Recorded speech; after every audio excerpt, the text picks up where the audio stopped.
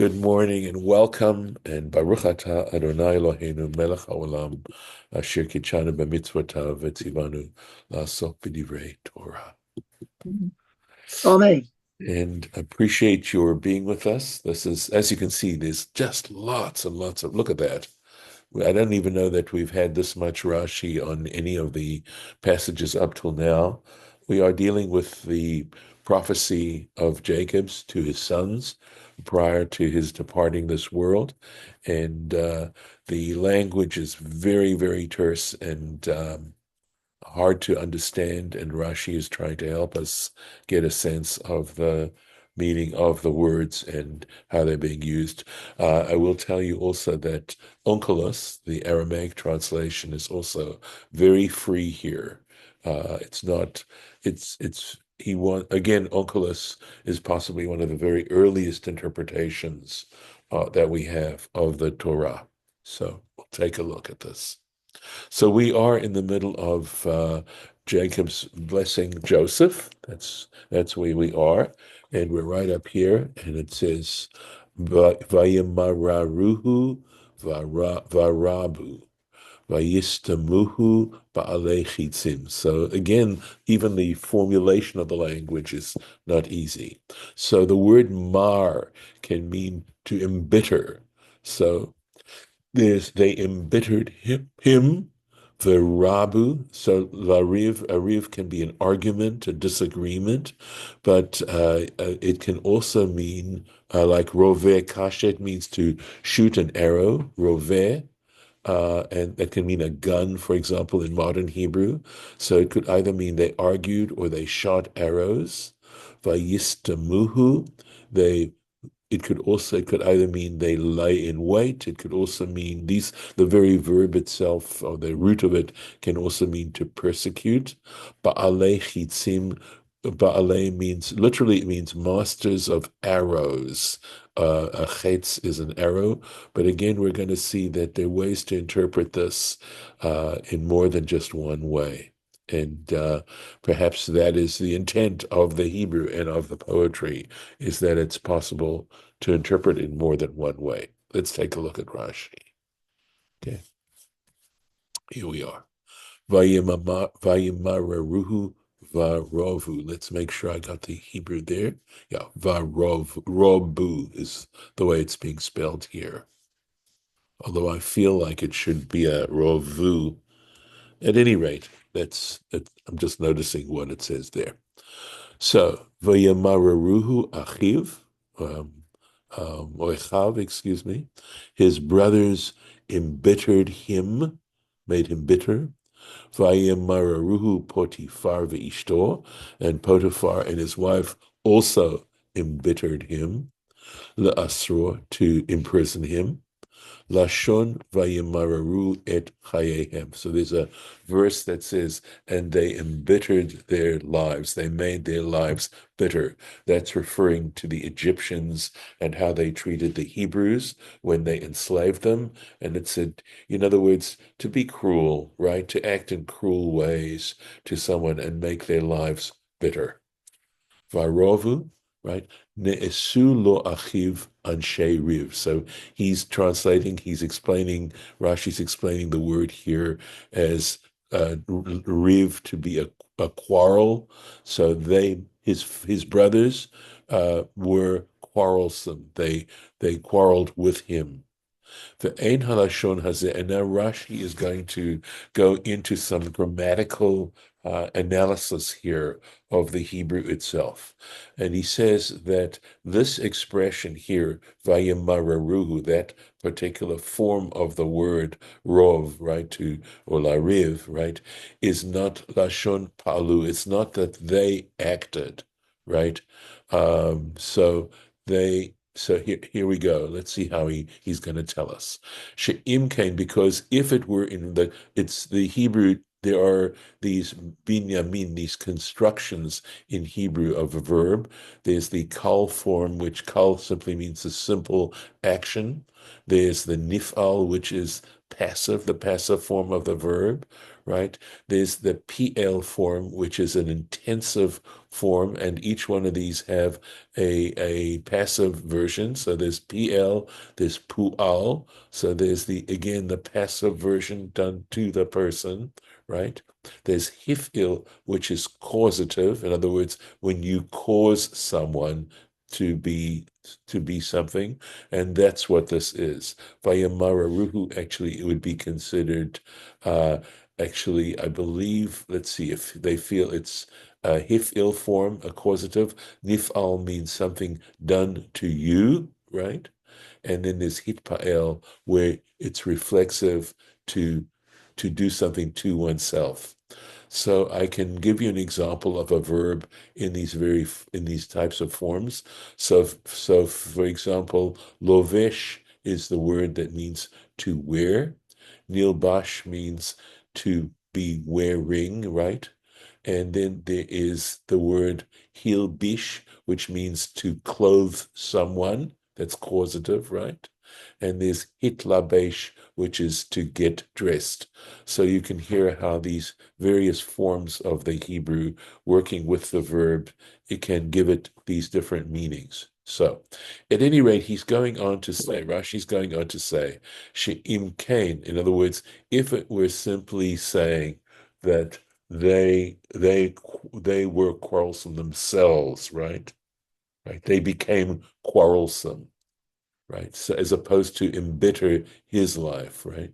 She'im kain hayalo linaked. He says, if this were the case, it would have been pointed. The verb would have been pointed varovu, right? For not kamo hema, right? Me may okay. Kamo may. Here's the example. May meriva asher rovu. I believe is what he's saying, right? Let me make sure I'm looking at this. Okay, so maybe it's because it's raw boo is the point here. Okay, so that it does in fact take that dot. I need to double check, or ravu. It could be ravu, right? So, let's go into this, right? They are the word asher ravu v'gomer. Va'af im lashon reviyat chitzim u, and he says, remember, we also said that this word can also be related to a verb that means to shoot arrows, right? If it's referring to shooting arrows, kain hayalo linaked, he's saying it would have been pointed in the same way. Ve'eno ela lashon pu'alo. So he's saying, no, this form of this verb is passive.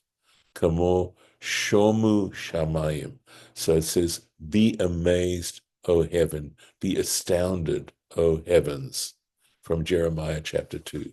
Shehu lashon hushamu. He's saying this is the same expression as it became, right? This would be a nifal form that, sorry, let me see, a hufal, hu shamu, hufal.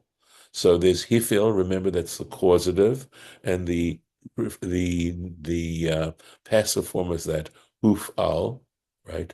V'chein romu ma'at, they were slightly exalted. Shehu lashon huramu, or hurmu, they were exalted. Elal shelashon hurmu v'hushamu al yedei acherim. So he's saying, in other words, they were fired upon, or they were slightly exalted. This was by means of others. In other words, others exalted them, or hushamu would be would be astounded. In other words, others astounded them. Huramu was like from the word rum, meaning to be high, to be lifted up. Al yedei acherim, by means of others. V'lashon, I think he's saying here, because there's no pointing here, shamu, ramu, ravu. So I'm going to think that it's pointed like that. Me alehem means they themselves did it. Haim mishomamim et atzmam. They astonished themselves. Nit romamu me'atzmam. They, again, there's that hit pa'el, right? They exalted themselves. Ne'ase, anshe riv. Na'asu, excuse me. Na'asu anshe riv. They became quarrelsome people who were quarrelsome with him. V'chein domu, be silent. Yoshve e. So it says, be silent. This is a quotation. Those who dwell on the isles. Kamo nidmu. Again, that's the nifal form. So I guess, in terms of trying to piece out all the details that are going on here, he's basically saying that what this is talking about is how the brothers made his life bitter, and Potiphar and his wife. V'chein tirgim ankelos v'nakmohi. So again, ankelos translates in Aramaic, v'nakmohi, they avenged themselves on him. Let's take a look at it. Let's find it here. Uh, here, let's find it here. V'nakmohi, there it is, right? So I think nak from the word nakam, which mean or linkom, which means to take revenge, right? Okay, let's keep going. Let's find it here. Sorry, I need to find the place. There we are. Ba'alei chitzim, right? This can mean, literally it means masters of arrows, right? So expert archers is the way Sfaria translate this. But again, Rashi's going to play around with this. Shelishonam, he says it's actually metaphoric. It says their tongues, kechetz, were like an arrow. Vitargumo, and again, Onkelos translates this in a whole different way. He says, Mare Palguta, right? In other words, the ones who shared his inheritance. And this is from the word chetzi, which means to half, to divide. Lashon, so he says this is an expression, vatihi hamachatzeh, that half of it would go to. Shahayu re'uyim, because in fact all of them were worthy, lachalok imu nachala, to share the inheritance with him. So in other words, the way Onkelos is translating it is, let's take a look and see, right? Okay. Here.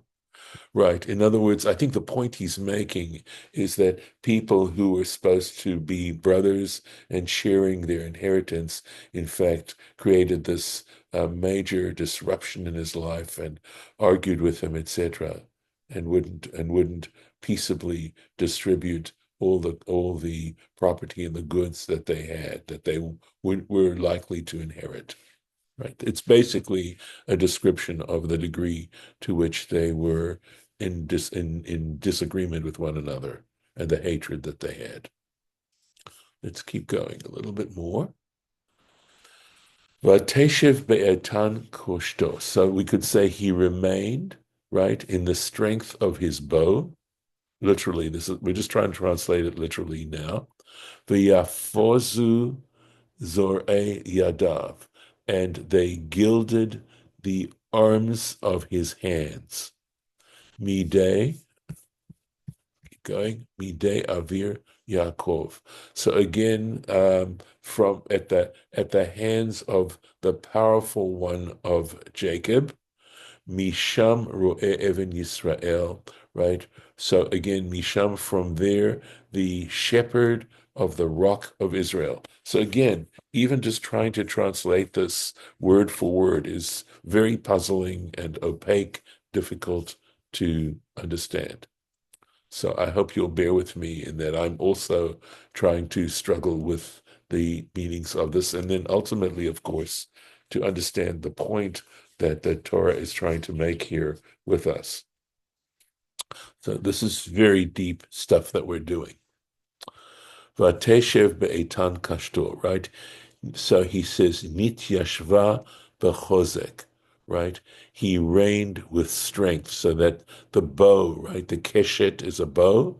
So the that he, I think, referring to when he eventually became ruler of Egypt, I think is what this is referring to here. Kashto, so keshet, chizko, okay, or chezko, his strength, chezko.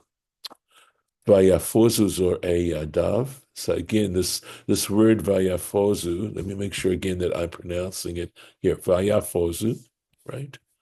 That I'm translating it, that I'm reading it correctly. Zohi nitinat tabat. This is a reference to the placing of the ring al yado on his hand, lashon zahav mufaz. So again, the word paz is another word. It's a synonym for gold. Zahav mufaz would be fine gold. So again, in this very opaque and metaphoric way, referring to his life, Joseph's life. Zot haita lo midei Hakadosh Baruch Hu, and this reference to right the Rock of Israel or Abir Yaakov, the strong one, referring to God, right? Uh, if I believe, right? Let me find this here. Yeah, it was from the Holy Shehu Avir Yaakov, because God is the mighty one of Jacob.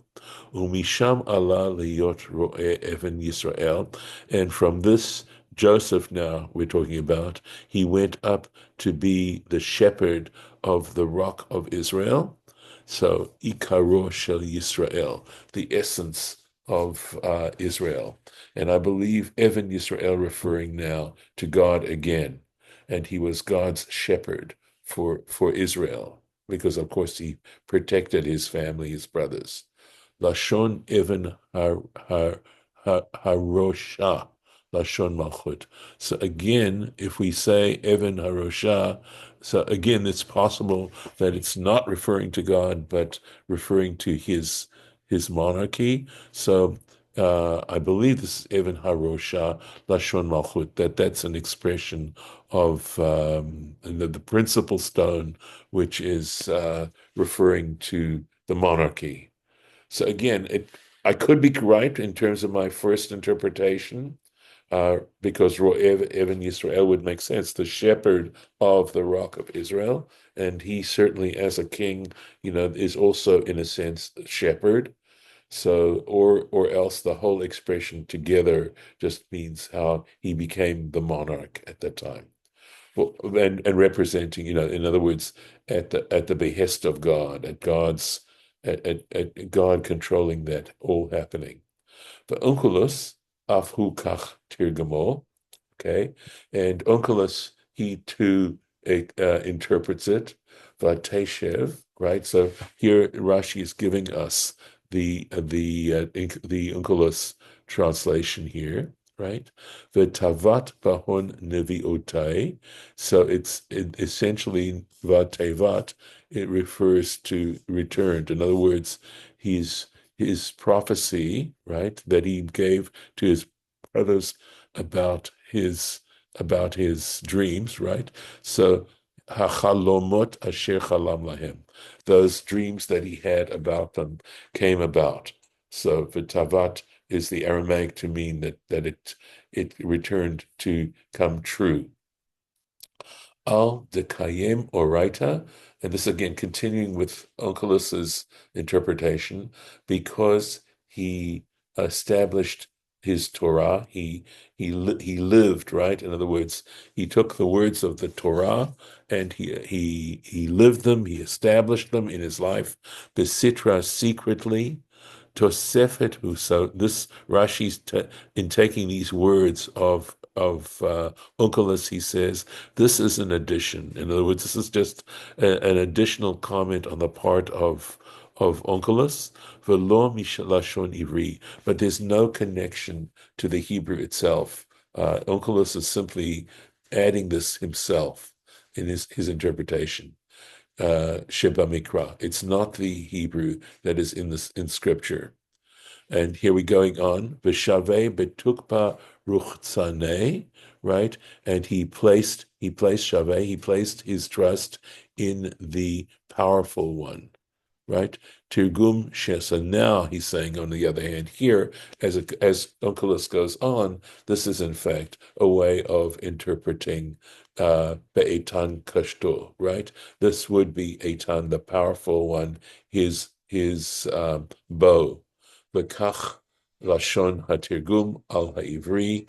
So this is the Aramaic for the Hebrew there. Vateshev nevuato. Let's see, right. And his prophecy returned bishvil she'etano shel HaKadosh Baruch Hu haitalo, because he placed the power, he trusted in the power of God, haitalo lekeshet. That trust that he had in God's power was was a bow for him. It was a source of strength and power for him. Ulemiftach, as security, a sense of security. Vachen yitrama, and through them he was exalted. Dahav al draohi, and I think this is because he played he. Okay, sorry. B'chein yitrama dahav al darohi. For this reason, gold, I believe is what he's saying, was placed on his arms. L'chach v'yafuzu zru'o yadav. So that would be the Aramaic translation of, for this reason, his zor'e yadav, his arms of his hands were set with gold, right? So that's the Hebrew there. Let's keep going. Lashon paz. It's using, again, he said before that the word paz is a word that indicates gold. Even Yisrael, the rock of Israel.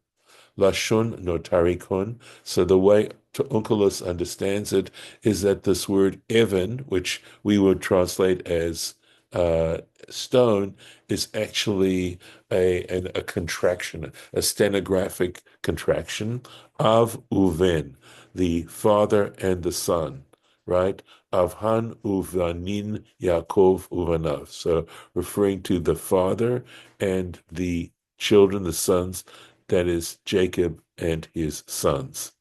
And let me leave it for that for now, and hopefully this still makes some sense of the Hebrew that's going on here. So I'm going to stop the share. I know this is very tough stuff that we're doing, perhaps some of the most difficult material that I've encountered with you so far. Any comments before yes, Harlan, do you have some thoughts? Yeah, I was saying that the famine was so great in Canaan and Yes. all over the world that the brothers were so scared of Joseph, because they didn't know he was the king's Viceroy? yeah, and so and then finally Joseph admitted. He said, "I'm your brother." He said, "God made this do it because you wouldn't be living without. I saved the whole world because I put everything away. I know there's going to be 7 years of famine and 7 years of good. The 7 years of good, I put all that food away for you to live." And the brothers were so shocked that he was, the Pharaoh's father, like. Yeah. So, and if the God had the purpose of having Joseph, the brothers taking Joseph and putting him in Egypt, because they saved everyone's life, including Jacob's life and all his family. I mean, when when Joseph had come to Egypt, Jacob took all his family. I think there was 70 people, and then for 17 years they expanded and became great. It was a great nation before Jacob died. But So, it was the famine that caused all this problem, right. and God saved the Jewish people, but by making sure that all this happened, and Joseph was the one that helped out. But the trouble was, Joseph later on did a bad thing. He took the money from all the Egyptians. He took their land and gave it to Pharaoh. It was wrong. He also did the wrong thing too. He did the right thing and then he did the wrong thing. So There's no commentary that I know of, and there's nothing in the Torah directly that criticizes Joseph for what he did. Okay? I mean, I think first of all, he wanted people not to feel like beggars. So, in other words, he gave them food for something. In other words, they were still able to pay him. I'm only saying these things because there's nothing that I've come across to this point to suggest that Joseph did something that was wrong. Admittedly, you might say, well, maybe the Israelites were enslaved because of what Joseph did. But I don't know, and I haven't seen any commentaries that suggest that at all. And in fact, the Egyptians were very grateful to Joseph. And of course, after this was all over, the only sense in which they had any penalty from what they had done was they had to give, I believe, 1/5 to Pharaoh. So they were taxed 1/5. And of course, the way this was happening justified that particular taxation. So that's one thing. But let me take this in a different sense from what you were saying. And that is that we see a lot of adversity taking place. Joseph's life is a mess until he finally is made viceroy of Egypt. And there's a lot of messy stuff going on. The famine is something terrible, all right? And I feel like what the Torah is trying to teach us is that we can look around us just as we can today and see a lot of awful things happening and not to lose our trust in the divine, not to lose our trust in God, and to trust that ultimately something good is going to come from all of this, even though we see a lot of bad stuff happening, not to give up our faith. And I think that is one of the messages that the story is trying to help us understand. And I'm going to stop here with the recording, but I think that is one of the great messages that is going on here.